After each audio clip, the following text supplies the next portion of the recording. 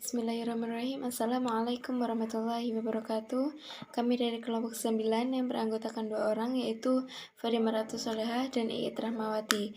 Di sini kami akan mempresentasikan makalah kami mengenai pendidikan seumur hidup.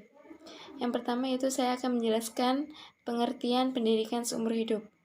Pendidikan seumur hidup adalah sebuah konsep pendidikan yang menerangkan tentang keseluruhan peristiwa kegiatan belajar mengajar dalam proses pembinaan kepribadian yang berlangsung secara kontinu. Dalam keseluruhan hidup manusia, proses pembinaan kepribadian memerlukan rentang waktu yang relatif panjang, bahkan berlangsung seumur hidup. Pendidikan seumur hidup yang disebut dengan lifelong education adalah pendidikan yang menekankan bahwa proses pendidikan berlangsung terus-menerus sejak seseorang dilahirkan hingga meninggal dunia, baik dilakukan di jalur pendidikan formal maupun non-formal dan informal. Pendidikan berlangsung seumur hidup melalui pengalaman-pengalaman yang dijalani dalam kehidupan manusia. Konsep pendidikan seumur hidup sebenarnya sudah sejak lama dipikirkan.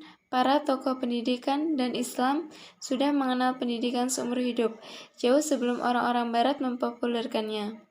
Umat Islam juga menekankan pentingnya pendidikan seumur hidup dengan tuntutlah ilmu dari bayan sampai meninggal dunia.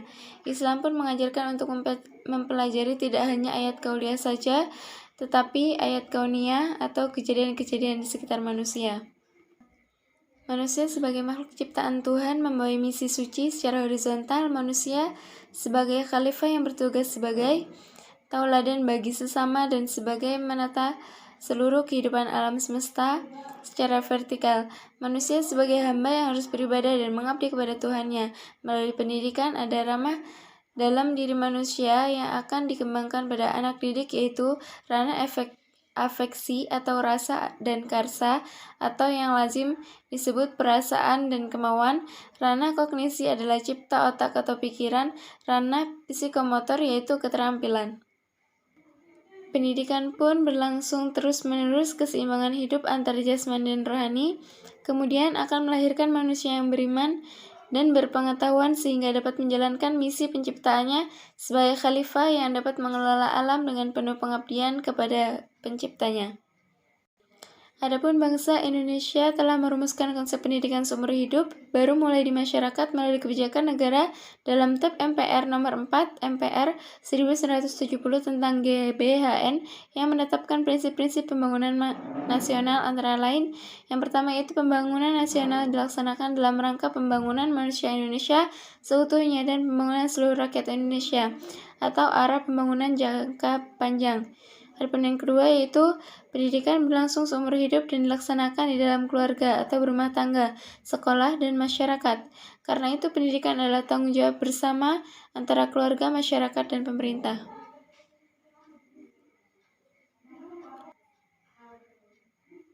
Pun dalam Undang-Undang Nomor 20 Tahun 2003 menegaskan tentang pendidikan seumur hidup dikemukakan dalam Pasal 13 Ayat 1 yang berbunyi, jalur pendidikan terdiri atas pendidikan formal, non-formal, dan informal yang dapat saling melengkapi dan memperkaya.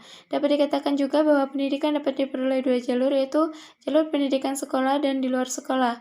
Ketetapan tersebut menunjukkan bahwa setiap warga negara bersepakatan seluas-luasnya untuk menjadi peserta didik melalui pendidikan sekolah ataupun luar sekolah. Setiap warga negara diharapkan dapat belajar pada tahap-tahap mana saja dari kehidupannya dalam mengembangkan dirinya, sehingga manusia Indonesia sebagai manusia Indonesia. Masyarakat dan pemerintah diharapkan dapat bekerja sama dalam menciptakan situasi yang dapat memotivasi anak untuk terus belajar. Adapun karakteristik pendidikan seumur hidup, yang pertama yaitu hidup seumur hidup dan pendidikan merupakan 3 istilah pokok yang menentukan langkah-langkah dan makna pendidikan seumur hidup. Yang kedua yaitu pendidikan tidaklah selesai setelah berakhirnya masa sekolah, akan tetapi merupakan sebuah proses yang berlangsung sepanjang hidup. Yang ketiga, pendidikan seumur hidup tidak berarti sebagai pendidikan orang dewasa, tetapi pendidikan seumur hidup mencakup dan memadukan seumur hidup tahap pendidikan. Keempat, yaitu pendidikan seumur hidup mencakup pola-pola formal baik kegiatan-kegiatan belajar insidental. Kelima, rumah memainkan peran yang paling halus dan sangat penting mengikuti proses belajar seumur hidup. Yang keenam, masyarakat juga memainkan suatu yang penting dalam sistem pendidikan seumur hidup. Ketujuh, lembaga-lembaga pendidikan seperti sekolah, universitas, dan pusat pelatihan tentu mempunyai perasaan penting, tetapi semuanya itu hanya sebagai salah satu bentuk lembaga pendidikan seumur hidup. Kedelapan, pendidikan seumur hidup menghendaki berkelanjutan, berkesambung di rensi vertikal atau longitudinal dari pendidikan. Kesembilan, pendidikan seumur hidup juga menghendaki keterpaduan di rensi horizontal dan ke dalam dari pendidikan pada setiap tahap hidup. Adapun yang terakhir yaitu ke-10, bertentangan dengan lembaga atau bentuk pendidikan yang bersifat elastis. Pendidikan seumur hidup bersifat universal. Mungkin cukup sekian yang dapat saya jelaskan. Untuk selanjutnya dapat dijelaskan oleh Iit Rahmawati. Materi selanjutnya yaitu faktor pendorong perlunya pendidikan seumur hidup. Pendidikan seumur hidup atau lifelong education disebabkan oleh munculnya kebutuhan belajar dan kebutuhan pendidikan yang terus tumbuh dan berkembang selama alur kehidupan manusia. Dalam arti, belajar tidak ada putus-putusnya. Melalui proses belajar sepanjang hayat inilah, manusia mampu meningkatkan kualitas kehidupannya secara terus-menerus, mampu mengikuti perkembangan ilmu dan teknologi, serta perkembangan masyarakat yang diakibatkannya, dan budaya untuk menghadapi tantangan masa depan, serta mau dan mampu mengubah tantangan menjadi peluang. Hal ini merupakan asas pendidikan sepanjang hayat, di mana asas ini merumuskan suatu asas bahwa proses pendidikan merupakan suatu proses kontinu, yang bermula sejak seseorang dilahirkan hingga meninggal dunia. Proses pendidikan ini mencakup bentuk-bentuk belajar secara informal maupun formal, baik yang berlangsung di keluarga, di sekolah, dalam pekerjaan, dan dalam kehidupan bermasyarakat. Alasan mengenai urgensi pendidikan sepanjang hayat dapat dilihat dari beberapa aspek, yaitu dari aspek ideologis, ekonomis, sosiologis, politis, filosofis, teknologis, psikologis dan pedagogis, teknologi dan kultural, serta etis. Selanjutnya, implementasi pendidikan seumur hidup dalam pendidikan. Implementasi pendidikan seumur hidup dapat berlangsung di dalam lingkungan rumah tangga, sekolah, dan masyarakat.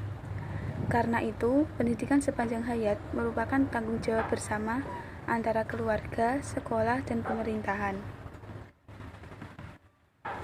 Konsep pendidikan sepanjang hayat juga berimplikasi pada sasaran pendidikan. Implikasi di sini diartikan sebagai akibat langsung atau konsekuensi dari suatu keputusan. Maksudnya adalah sesuatu yang merupakan tindak lanjut atau follow up suatu kebijakan atau keputusan tentang pelaksanaan pendidikan sepanjang hayat.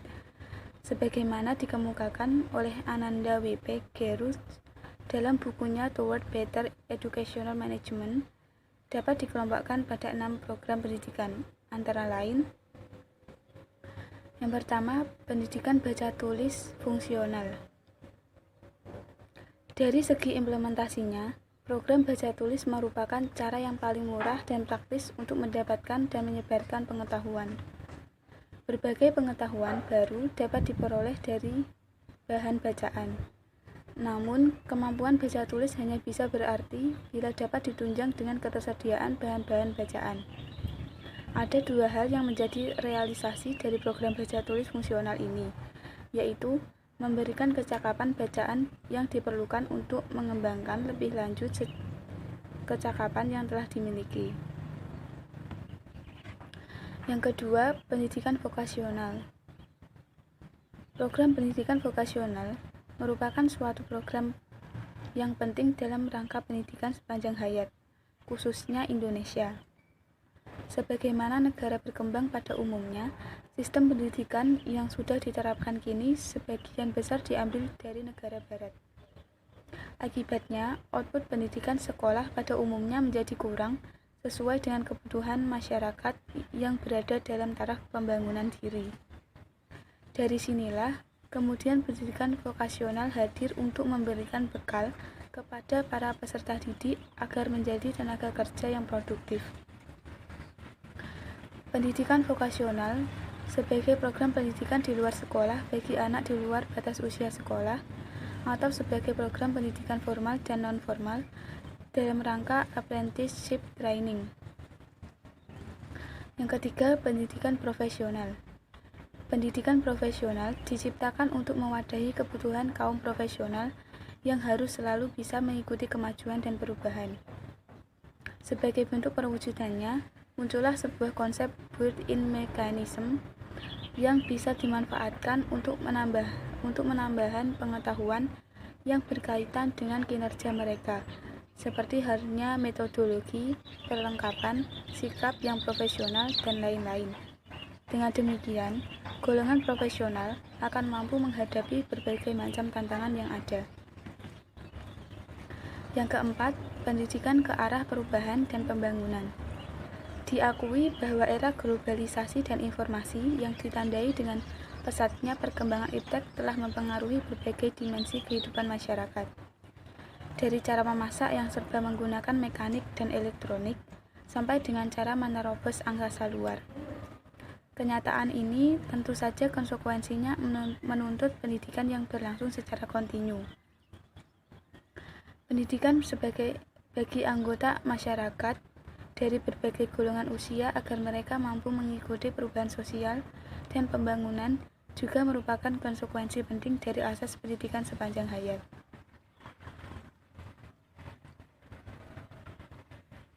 Yang kelima, pendidikan kewarganegaraan dan kedewasaan politik. Bagi warga negara maupun para pemimpin masyarakat, sangat membutuhkan pendidikan kewarganegaraan dan kedewasaan politik. Karena pendidikan ini mempunyai peranan yang krusial dalam mencapai sebuah kehidupan bernegara yang demokratis. Di samping mencapai sebuah kehidupan bernegara yang di samping tuntutan penguasaan ilmu pengetahuan dan teknologi atau iptek dalam kondisi sekarang di mana pola pikir masyarakat semakin maju dan kritis. Baik rakyat biasa maupun pemimpin pemerintahan di negara yang demokratis diperlukan pendidikan kewarganegaraan dan kedewasaan politik bagi setiap warga negaranya. Pendidikan sepanjang hayat yang bersifat kontinu ini merupakan konsekuensinya. Yang keenam, pendidikan kultural dan pengisian waktu senggang. Orang-orang yang disebut educated men diharapkan mampu memahami dan menghargai nilai-nilai agama, sejarah, kesusastraan, filsafat hidup, seni, dan musik bangsanya sendiri. Pengetahuan tersebut dapat memperkaya hidupnya, terutama segi pengalaman yang memungkinkan untuk mengisi waktu senggangnya dengan menyenangkan. Oleh karena itu, pendidikan kultural dan pengisian waktu senggang secara konstruktif akan merupakan bagian penting dari pendidikan sepanjang hayat. Baik, sekian presentasi dari kelompok kami. Apabila ada kekurangan dan kesalahan, kami mohon maaf. Terima kasih. Wassalamualaikum warahmatullahi wabarakatuh.